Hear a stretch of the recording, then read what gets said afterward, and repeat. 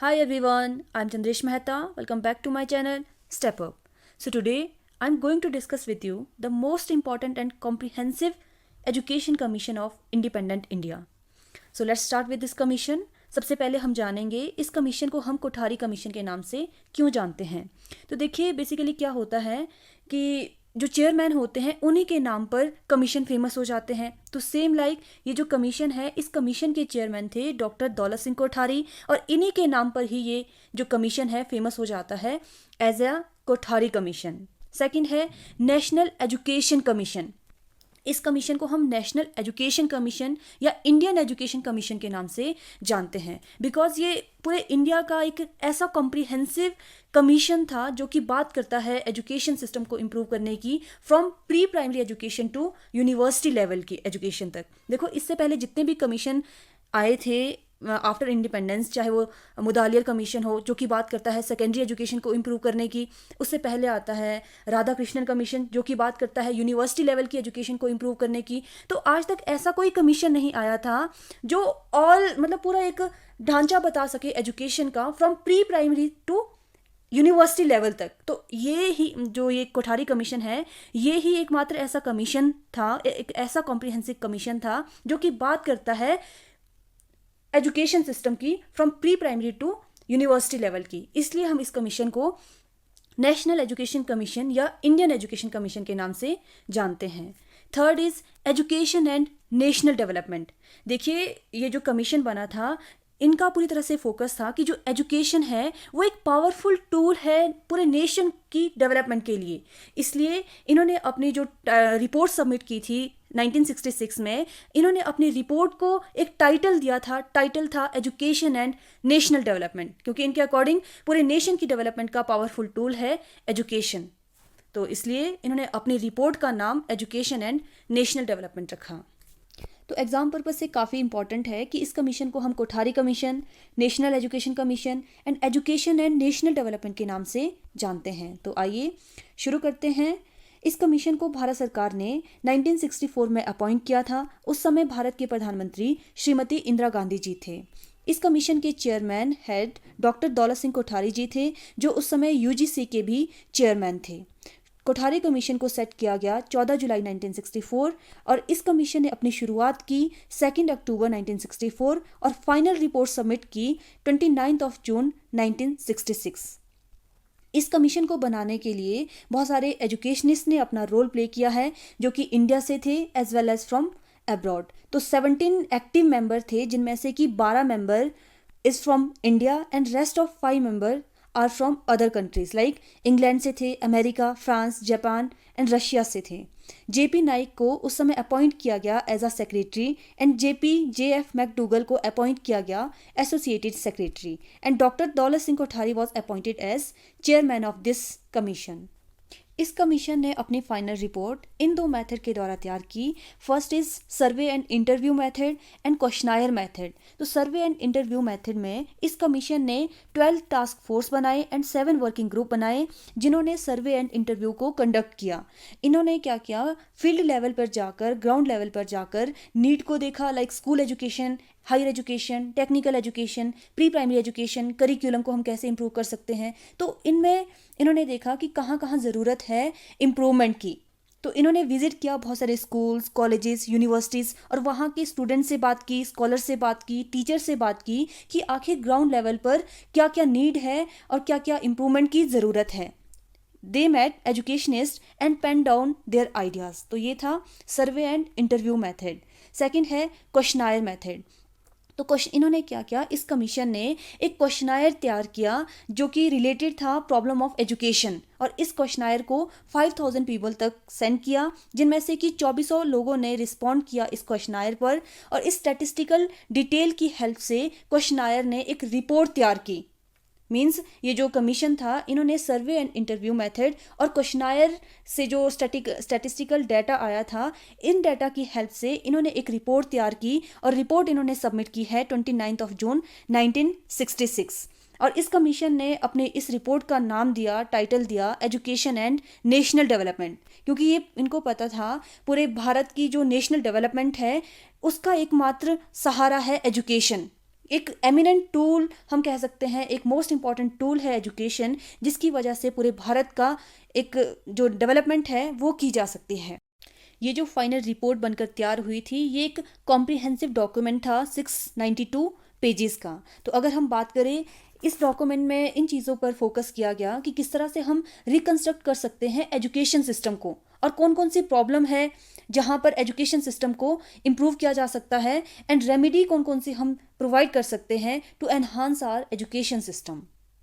Next is need of Kothari commission. देखिए, इस commission को लाने की आवश्यकता क्यों पड़ी, क्योंकि अभी तक ऐसा कोई कॉम्प्रिहेंसिव कमीशन नहीं बना था जो कि बात करे एजुकेशन सिस्टम की from pre primary to university level. तो एक ऐसा कॉम्प्रिहेंसिव कमीशन अभी तक नहीं आया था, इसलिए ज़रूरत पड़ी कोठारी कमीशन की, कि एक ऐसा कमीशन तैयार हो जो कि बात करे एजुकेशन सिस्टम की throughout the country from pre primary to university level. और Indian education commission was set up so that कि ये एडवाइस कर सके भारत सरकार को कि किस तरह से हम इम्प्रूवमेंट ला सकते हैं एजुकेशन सिस्टम में, क्या क्या रेमेडी प्रोवाइड कर सकते हैं जिसकी वजह से हम अपने एजुकेशन सिस्टम को सुधार सकते हैं। एग्जिस्टिंग सिस्टम ऑफ एजुकेशन में काफ़ी ज़्यादा डिफेक्ट्स थे।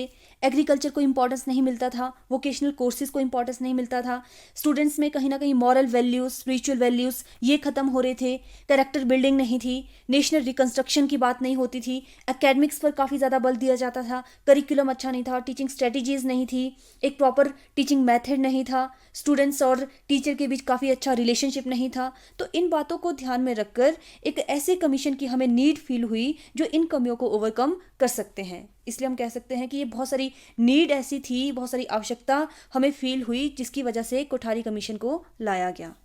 Next is suggestions of the national education commission. देखिए, कमीशन बनकर तैयार हो गया है, तो इस कमीशन ने क्या क्या सजेशंस दी, क्या क्या recommendation the for the improvement in education system. तो सबसे पहली सजेशन है regarding AIIMS and function of education, कि एजुकेशन के क्या एम्स होने चाहिए, क्या फंक्शन होने चाहिए। तो इन्होंने 5 एम्स की बात कही है, और इन्हीं 5 एम को 5 पॉइंट प्रोग्राम कहा जाता है। तो ये 5 पॉइंट है। सबसे पहला क्या करना है, हमने एजुकेशन के माध्यम से प्रोडक्टिविटी को इंक्रीज करना है, कि ऐसी एजुकेशन देनी है जिसकी वजह से हम कुछ प्रोड्यूस कर सके, आउटपुट दे सके, ताकि नेशनल ग्रोथ में हम अपना कंट्रीब्यूशन कर सकें।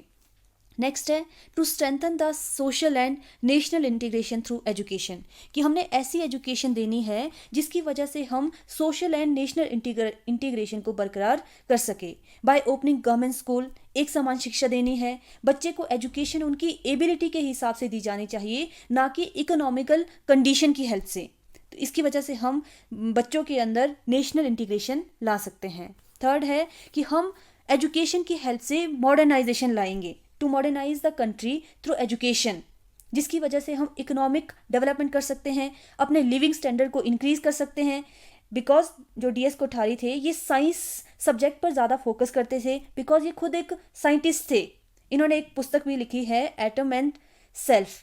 तो ये काफ़ी ज़्यादा एम्फेसिस करते थे साइंस सब्जेक्ट को इनकलकेट करने की।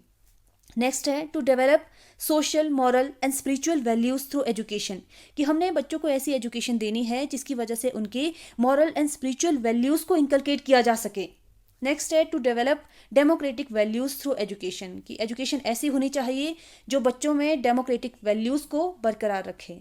तो ये 5 पॉइंट्स प्रोग्राम थे हमारे एजुकेशन सिस्टम के, जो कि सजेशंस थी कोठारी कमीशन की।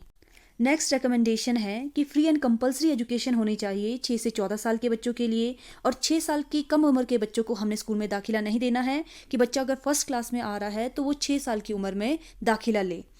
Adopt a 3 language formula at state level, जैसे हिंदी स्पीकिंग स्टेट है। देखो, ये काफ़ी ज़्यादा इंपॉर्टेंट पॉइंट है कि सबसे पहले रिकमेंडेशन किसने दी थी, 3 लैंग्वेज फार्मूला की। वो कौन सा कमीशन है जिन्होंने 3 लैंग्वेज फार्मूला की बात कही थी? तो दिस इज़ कोठारी कमीशन, जो कि बात करता है टू इंट्रोड्यूस 3 लैंग्वेज फार्मूला। जैसे हिंदी स्पीकिंग स्टेट है, तो वहाँ पे जो फर्स्ट लैंग्वेज होगी मदर टंग होगी। जैसे नॉर्थ एरिया मान लीजिए, तो यहाँ पे जो मदर टंग है हिंदी है, सेकंड लैंग्वेज यहाँ पे क्या होगी, इंग्लिश होगी, और थर्ड लैंग्वेज जो चूज़ की है नॉर्थ स्टेट ने, तो वो थी संस्कृत। सेम लाइक जो नॉन हिंदी स्पीकिंग स्टेट है, जैसे केरला है, तमिलनाडु है, ठीक है, तो इन्होंने क्या किया, फर्स्ट लैंग्वेज को चूज़ किया कन्नड़, मलयालम, ये सेकंड लैंग्वेज क्या इंग्लिश, एंड थर्ड लैंग्वेज इन्होंने चूज़ किया अपनी ही स्टेट लैंग्वेज को। तो इस तरह से यहाँ पर देखा गया कि जो लिंक लैंग्वेज थी between north and south states वो थी इंग्लिश। तो इंग्लिश यहाँ पे जो है लिंक लैंग्वेज का काम कर रही थी। फिर नेक्स्ट है, इन्होंने कंपलसरी किया मैथ्स एंड साइंस सब्जेक्ट को in the integral part of education system, कि कंपलसरी सब्जेक्ट होने चाहिए मैथ्स और साइंस 10th स्टैंडर्ड तक। नेक्स्ट इनकी रिकमेंडेशन थी कि बच्चा प्राइमरी स्कूल में आने से पहले 1 से 3 साल तक प्री स्कूल एजुकेशन को प्राप्त करेगा, जिसमें वो बालवाड़ीज आंगनवाड़ी में जाएगा। और इन्होंने जो मेन रिकमेंडेशन है, इन्होंने स्ट्रक्चर दिया है स्कूल सिस्टम का 10+2+3 system of school education system. और आज जो पॉलिसी आई है, न्यू एजुकेशन पॉलिसी आई है 2020, इसने रिप्लेस किया है इस स्ट्रक्चर को। देखिए ये स्ट्रक्चर था 10th हम करते थे, फिर 12th करते थे, और 3 ईयर का जो डिग्री कोर्स है उसको हम करते थे। तो ये सिस्टम हुआ 10+2+3 सिस्टम ऑफ स्कूल एजुकेशन। फिर degree course should be 3 year, जो आप कॉलेज में जाते हो 3 साल की डिग्री प्राप्त करते हैं, तो वो डिग्री कोर्स कितना होना चाहिए, 3 साल का होना चाहिए। और बच्चा अगर पहली कक्षा में एडमिशन ले रहा है तो उसकी एज 6 साल से कम नहीं होनी चाहिए। मतलब बच्चा अगर स्कूल आ रहा है, प्राइमरी एजुकेशन प्राप्त कर रहा है, तो उसकी एज होनी चाहिए 6 साल। और यहाँ पे जो है ज़रूरत इन्होंने महसूस की वोकेशनल एजुकेशन की as well as technical education की। इसकी वजह से ही प्रोडक्टिविटी आ सकती है एजुकेशन में, और हम जो है नेशनल इनकम में अपना कंट्रीब्यूशन दे सकते हैं। तो इसके लिए इन्होंने रेकमेंड किया इनकी एजुकेशन को सुधारने के लिए बहुत ज़्यादा फैसिलिटीज़ प्रोवाइड करनी है, वर्क एक्सपीरियंस को एनहांस करना है, फेवरेबल हमने कंडीशन प्रोवाइड करनी है टीचर एजुकेशन के लिए। टीचर अच्छे होने चाहिए, टीचर का पे स्केल अच्छा होना चाहिए। ये कमीशन सजेशन देता है कि साइंस एजुकेशन एंड मैथमेटिक्स को कंपलसरी करना है 10th क्लास तक। वर्क एजुकेशन को एम्फेसिस करते हैं, वोकेशनल कोर्सेज को एम्फेसिस करते हैं कि हमारा एजुकेशन सिस्टम ऐसा होना चाहिए जो सोशल एंड नेशनल इंटीग्रेशन को बरकरार रखे। लैंग्वेज पॉलिसी की ये बात करते हैं, एजुकेशनल स्ट्रक्चर की ये बात करते हैं जिसमें 10+2+3 सिस्टम आता है, एग्जामिनेशन सिस्टम में रिफॉर्म करने की बात करते हैं, अडल्ट एजुकेशन की बात करते हैं, टेक्स्ट बुक में क्वालिटी होनी चाहिए and text book should be according to the mental level of children, और ज़्यादा कॉस्टली नहीं होनी चाहिए, सभी के अकॉर्डिंग होनी चाहिए। फ्री एंड कंपलसरी एजुकेशन करनी है। टीचर एजुकेशन की ये बात करते हैं, सजेशन देते हैं कि डिस्टेंस एजुकेशन को किस तरह से एनहांस कर सकते हैं, माइनॉरिटीज़ जो ग्रुप होते हैं उनकी एजुकेशन को कैसे स्ट्रेंथन कर सकते हैं, टैलेंट को हम किस तरह से आइडेंटिफाई कर सकते हैं, और टैलेंटेड जो बच्चे हैं उनके लिए हमने स्कॉलरशिप प्रोवाइड करनी है, ये भी रेकमेंड करते हैं ये कमीशन। और इक्वलाइजेशन ऑफ एजुकेशनल अपॉर्चुनिटी कि किस तरह से हम एजुकेशनल अपॉर्चुनिटीज़ दे सकते हैं थ्रू आउट द कंट्री। तो ये सजेशंस थी कोठारी कमीशन की। और अगर हम बात करें और अदर सजेशंस की, जैसे एडमिनिस्ट्रेशन का कैसा होना चाहिए, आपका स्ट्रक्चर कैसा होना चाहिए, स्कूल एजुकेशन कैसा होना चाहिए, यूनिवर्सिटी एजुकेशन में हम कैसे इंप्रूव ला सकते हैं, विमेन एजुकेशन की बात करता है, अडल्ट एजुकेशन की बात करते हैं, इंजीनियरिंग एजुकेशन की बात करते हैं, और मोस्ट इंपॉर्टेंट पॉइंट कि जो नेशनल इनकम है उसका 6% हम इन्वेस्ट करेंगे एजुकेशन पर। भले ही इतना नहीं होता है, बट ये रिकमेंड किया कोठारी कमीशन ने कि पूरे नेशनल इनकम का 6% हम इन्वेस्ट करेंगे एजुकेशन पर। तो ये मेजर रिकमेंडेशन थी कोठारी कमीशन की। And I hope this topic is clear to all of you. कोई डाउट होगा तो कमेंट सेक्शन में ज़रूर कमेंट कीजिए। If you find this video useful तो please share it with your friends. Thanks for watching step up. Stay connected.